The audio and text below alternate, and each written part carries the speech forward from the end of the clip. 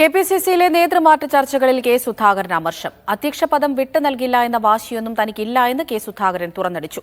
നേതൃമാറ്റ ചർച്ചകളിൽ എഐസിസി തന്നെ ഇരുട്ടിൽ നിർത്തുന്നുവെന്ന വികാരത്തിലാണ് സുധാകരൻ. അതിനിടെ കെ സുധാകരന്റെ പരിമിതികൾ ഹൈക്കമാൻഡിന് മുന്നിൽ എണ്ണിപ്പറഞ്ഞ നേതാക്കൾ പിൻഗാമിയെ നിർദ്ദേശിക്കാതെ ഒളിച്ചുകളിച്ചു. അധ്യക്ഷ സ്ഥാനത്തേക്ക് ആരുടെയും പേര് തങ്ങൾ നിർദ്ദേശിക്കില്ല എന്ന നിലപാടിലാണ് ഹൈക്കമാൻഡ്. നേതൃത്വമാറ്റം അജണ്ടയാക്കി കേരള നേതാക്കളുമായി ദീപാദാസ് മുൻഷി ചർച്ചകൾ തുടരവെയാണ് നേതൃമാറ്റ ചർച്ചകൾ നടന്നിട്ടില്ലെന്നും പദവിയിൽ തുടരണമെന്ന് വാശിയില്ലെന്നും കെ സുധാകരൻ തുറന്നടിച്ചത്. എനിക്ക് ഇത് ഒരു വലിയ ആഡംബരവും അലങ്കാരവുമായി വിട്ടുകൊടുക്കില്ല എന്ന വാശിയിലൊന്നും ഞാനില്ല. ആർക്കും എഐസിസിക്ക് ഏത് പ്രസിഡന്റിനെയും വെക്കാം. ഞാൻ ആ പ്രസിഡന്റിന് സഹകരണം പിന്തുണ എല്ലാം കൊടുക്കും.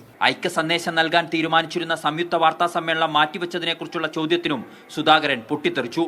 എല്ലാ ആളുകൾക്കും അറിയാം, മാധ്യമങ്ങൾക്കും അറിയാം, തിരുവനന്തപുരത്തെ മുഴുവൻ മാധ്യമങ്ങൾക്കും അറിയാം എന്തുകൊണ്ടാണ് എന്നിട്ട് നിങ്ങൾ ഈ രീതിയിലൊരു വാർത്തയുണ്ടാക്കി പത്രത്തിൽ ഇത് അടിക്കുക എന്ന് പറഞ്ഞാൽ എന്ത് തറവാടിത്തൊല്ലായ്മയാണ്.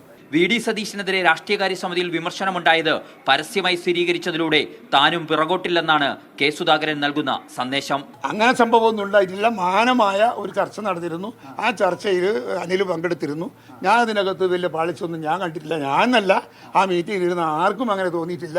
അതിനിടെ നേതൃമാറ്റത്തിൽ വ്യത്യസ്ത നിലപാടിലാണ് സംസ്ഥാന നേതാക്കൾ.